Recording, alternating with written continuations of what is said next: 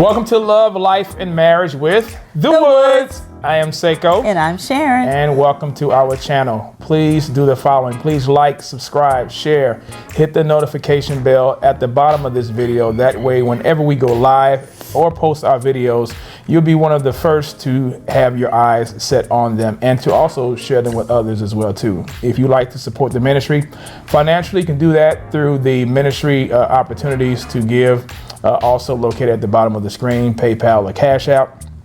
If you also like to support our ministry through the merchandise, which is through BCV, book, chapter, verse. You know, the hats, the hoodies, the t-shirts. I don't know if we have mugs yet. We may have those soon, maybe one day. I thought we did. I don't know. We'll find out. But nonetheless, merchandise, gear, and things of that nature are also listed and also posted on the Teespring link at the bottom of the video as well. So, Ms. Woods, how are you?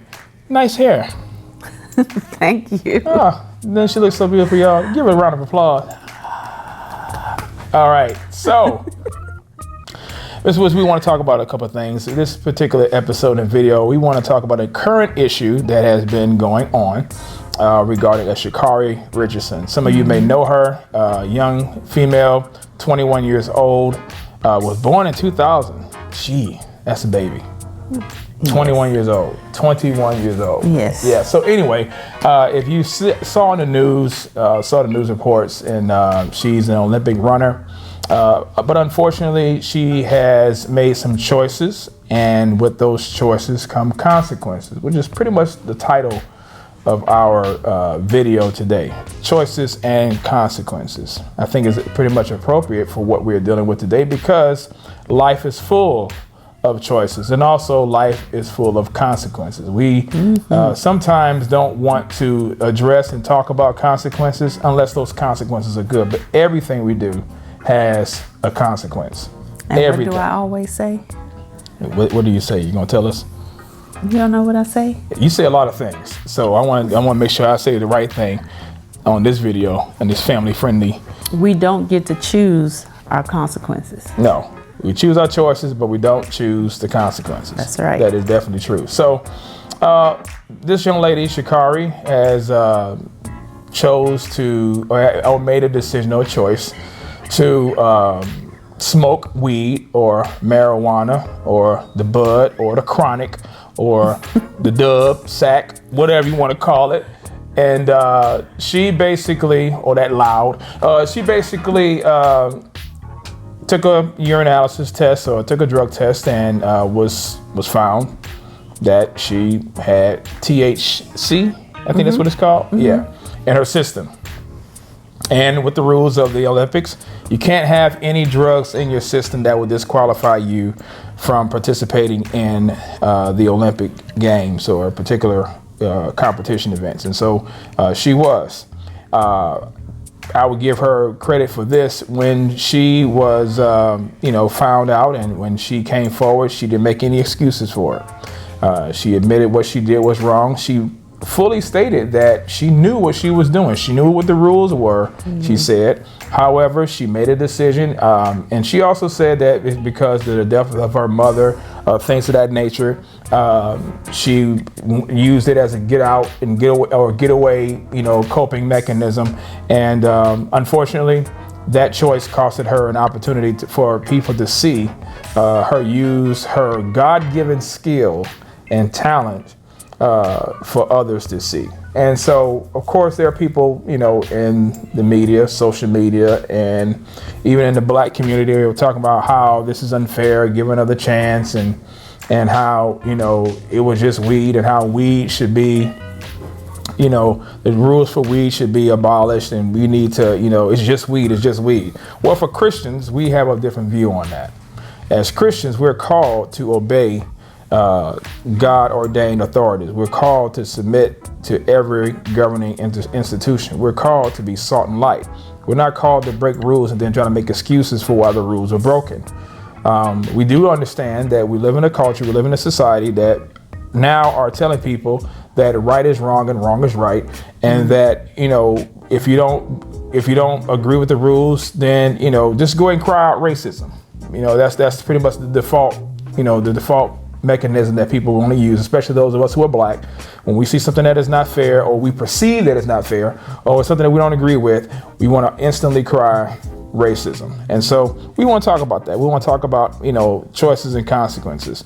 You had read the story before we, went on record and did the video. What are your thoughts about this? We have 4 girls. What if, our children, God forbid, were to make choices and decisions that would cost them opportunities and or privileges or blessings that could affect them down the road? How would you respond to that? Well, if that does ever occur, and I hope to God it does not. Okay.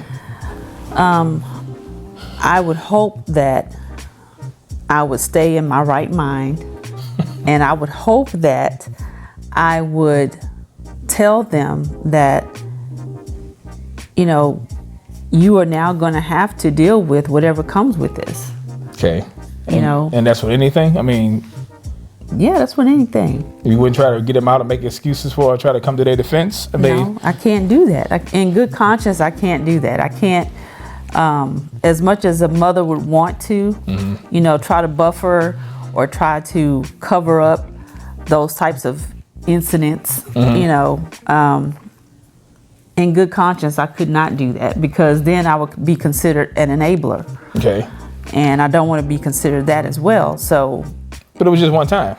It was just one time. But it would have to be tough love. You would have to still love them, but they would have to deal with whatever the fallout is. Well, what about the objections of people saying, well, we've all have been 20, 21 years old. We've all made, some mistakes or foolish choices in our life, in our past. She's no different. We're not perfect, and we're not. What would be your statement, or what would be your thoughts about that? Because that is true. We've all been young before. We've all been young before. Yes. However, my consequences may not have been the same as yours. Okay. Everybody's consequences aren't the same. Even if 2 people do the exact same thing, their consequences are not going to be the exact same thing. Why, but should it be the same? No, it should not. Why should it not be the same? Because I don't get to make that decision either. So. So now you have some people that would say some people say that's So what if it was a black runner and a white runner, and both smoked weed, and one was disciplined harder than the other one? Would you consider that to be fair? Would you consider it to be racism? Would you consider it to be injustice, or what? I wouldn't say it's racism per se. Okay. But I would question why the penalty is different for, just because of someone's skin color. Well, would you say it would? Why? How do we know it's skin color though?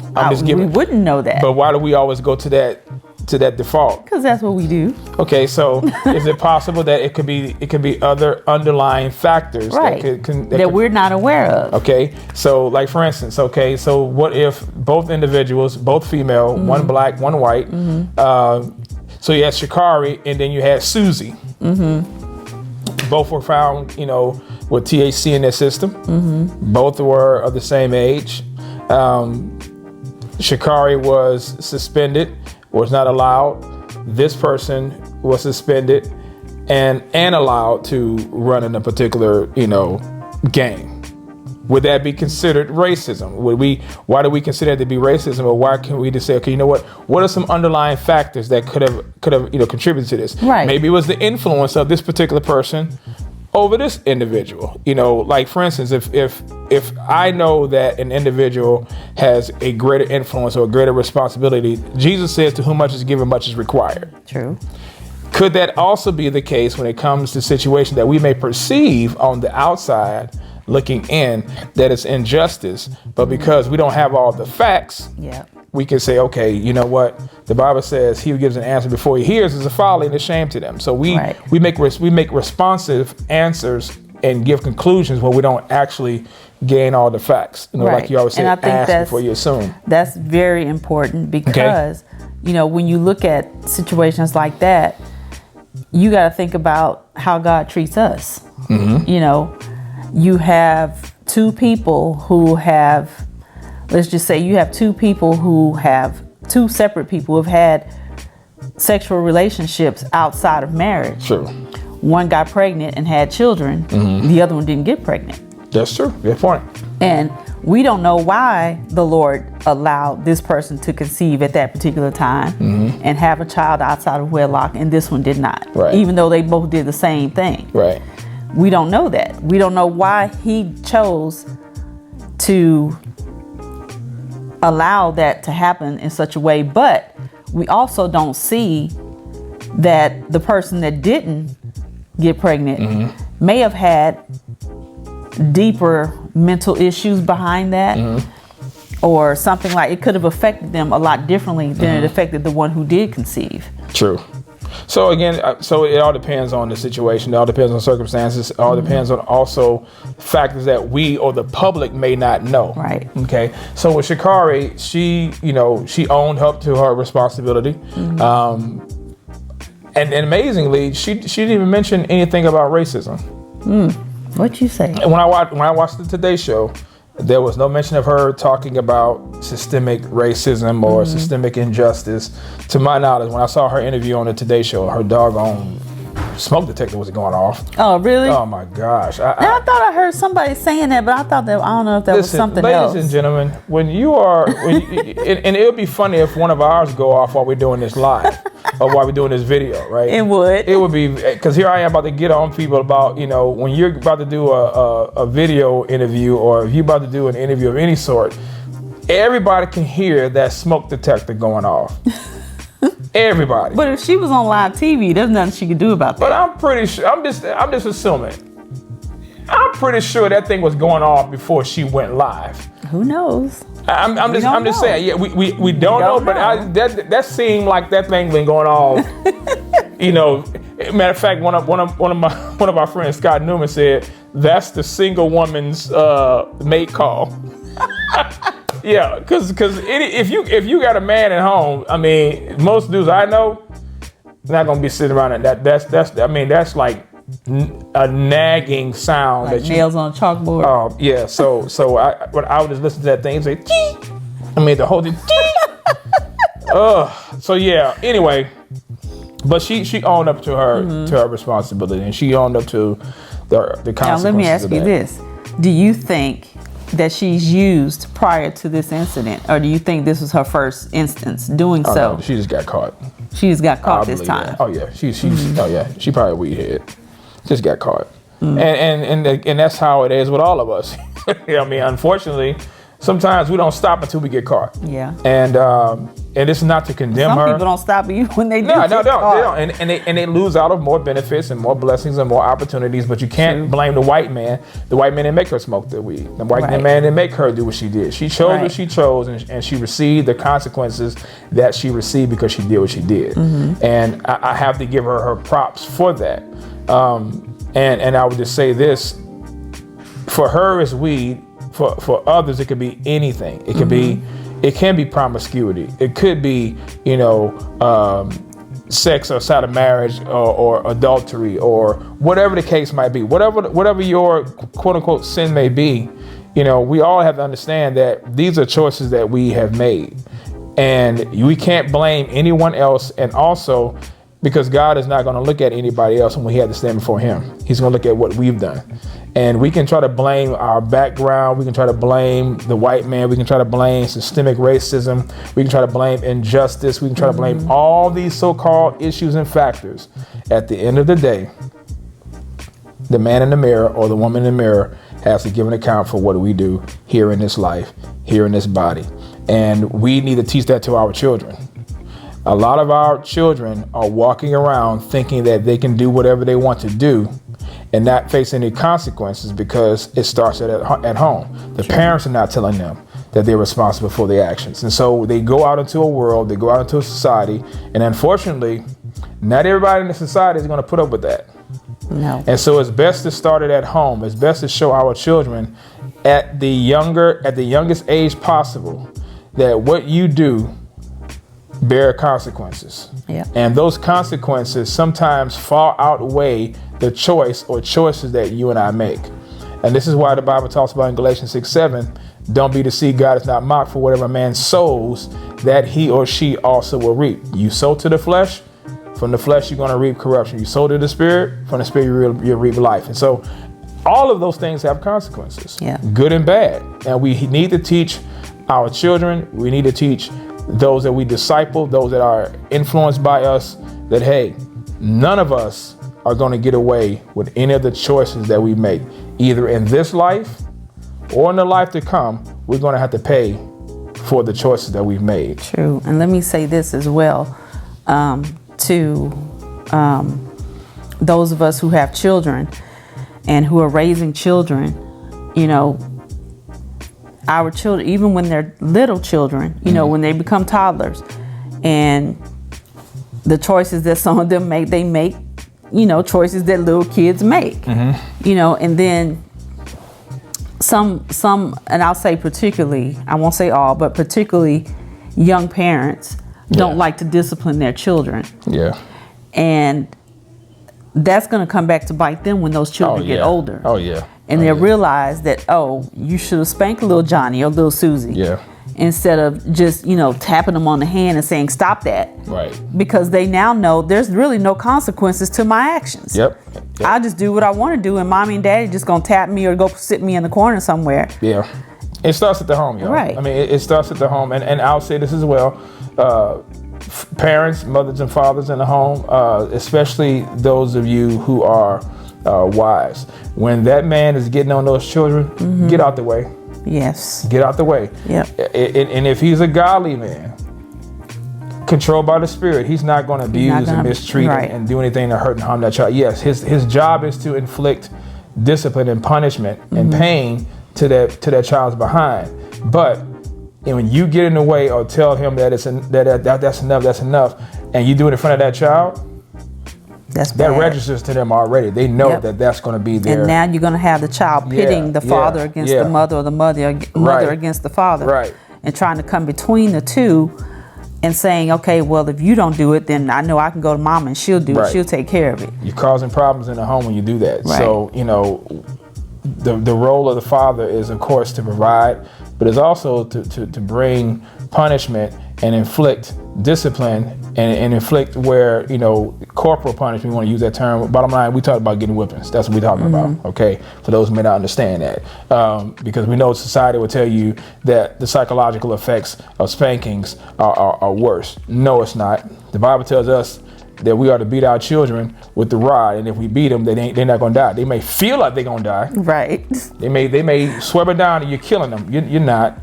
Because the Bible says if you beat them with the rod, they won't die.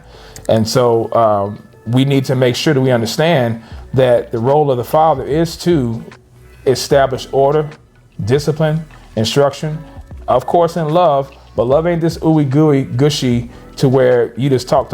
No, sometimes you need to take action as well. The rod and reproof, the Bible say, bring correction, but a child left to himself brings shame to his mother. And I notice it says to his mother. Why? Because the mother is the one that gives the instruction that the father passes down to the wife, and she passes down to the children. So she gets the brunt of that when she sees their child just cutting up or whatever, because it's a reflection on her. Of course, it's a reflection on the father, but it's a reflection on the mother, because the mother spends most time with the children.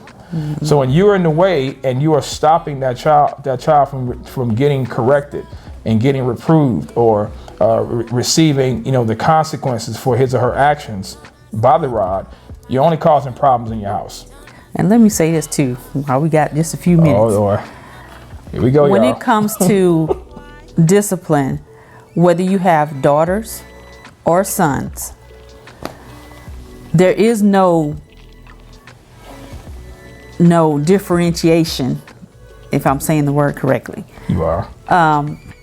Between daughters and sons. What do you mean? Well, let me clarify that. Yes. What I mean is not just the mother's job to spank the girls. Oh, definitely not. Yeah. And it's not just the father's job to spank boys to a certain point. Yeah. To a certain point. I mean, primarily, it's the father's job to discipline, but it doesn't mean that the wife or the mother can't do that. Right. Yeah. Oh, no. Right. Both can. Matter of fact, you see it in the scripture. The father and the mother, they both chastise, you know, the son. But yeah, I would agree with that. Now, I would say this as a father, you know, as being a man, and I have girls, I have to be careful with my strength. I mean, it's been years since I had to spank him. Yeah. Thank God. But when I had to, I had to remind myself I'm dealing with females. I'm dealing with little girls. Dealing with them and understanding when I do, or when I had to spank them or whip them, that making sure that the level of pain fits the situation and suits the quote unquote offense. Okay. And you have to know your child's bent. You got to know their heart. You got to know, some children, you don't even have to spank. You just have to just verbally, rebuke them or check them. Right. But all of them are going to get a spanking at some point in their life. But I would agree with my wife is that, both mother and father can and should put the hammer down to the wood when necessary. It ain't just wait till your daddy get home, wait till your daddy get home. No, right. if she need to lay hands, then she need to lay hands and just be done with it. So, but again, it deals with the choices and consequences that we make. Because if we choose not to discipline, we've made a choice to set our children up for the consequences of destroying their lives. Yes. And we don't want that. And we don't want that for you. So with Shakara Richardson or for anyone else that may be out there, understand that God has placed in our lives parents and loved ones and friends who want to tell you the truth or who are there, who should be there to guide you. And so that way you make less foolish choices. It does not mean you're not going to make any foolish choices, right. But you want to minimize those foolish choices because some choices that we make have lifelong consequences. And some of these things are irreversible. Yep. Irreversible. You have sex, you get pregnant. We tell you right now, don't murder your baby. Right. Don't murder your baby. That's a consequence for a choice that you made. And so now you have to face and own up to those choices and now use that as an opportunity to tell other people what not to do. And God can still use you, but understand those choices that you make, you never know what God could have done had you have done what you were told to do from the beginning. Right. So all is not lost, but you don't want to shoot the dice and try to roll it and see how it's going to fall when you can just listen to the counsel and to the instruction of those that God has placed in your life, and that's family, your parents. So anything else you have, ma'am? No, that's it. You sure? There you go. Yeah. She's not, but we're gonna end it right here. Anyway, if you like this video, please like, subscribe, share. Please let other people know. Tell us what you think about this. What are your thoughts about the choices and consequences that we make here in life? Are you that type of parent that tells their children what's right? Or are you that kind of parent that doesn't want to offend or don't want to, cause any rifts or issues in your life? You want to let your child just learn by experience. The experience is sometimes the best teacher. Not all the time it isn't. Right. But what kind of instruction do you give, if at all? We want to hear from you. Give us your comments. Leave your comments in the comment section below this video. And what choices have you guys made that you got consequences that you didn't expect or didn't like? Yeah, we would like to hear that as well too. So put those little stories down there because you never know. It could be for somebody else to hear and to read and to learn from as well too. So we would love to hear from you as well on that. Again, if you'd like to support the ministry financially, you can do that with the ministry pay options on the screen below. Like support the ministry through our BCV, you can do that as well. Like to contact us, you can see our email information at the bottom of the screen below. As my wife would do like this. She had to do it this time because she's trying to. Anyway, so that way we will be able to hear from you either through the comments or through the emails. But that's our time. We thank you for yours. And until next time, bye.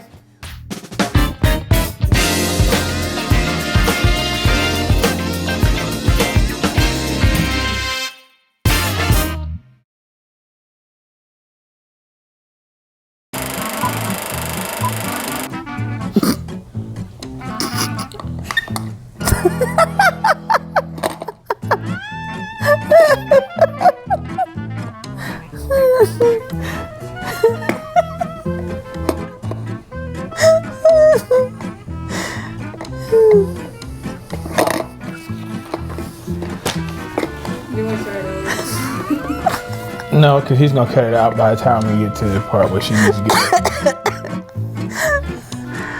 It's not acting right. No, you're not acting right. It's not leaning like I had. Okay, now. Okay. You can cut all that out, Caesar. You ready now? Yeah, go. Okay. Welcome to Love, Life, and Marriage with The Woods.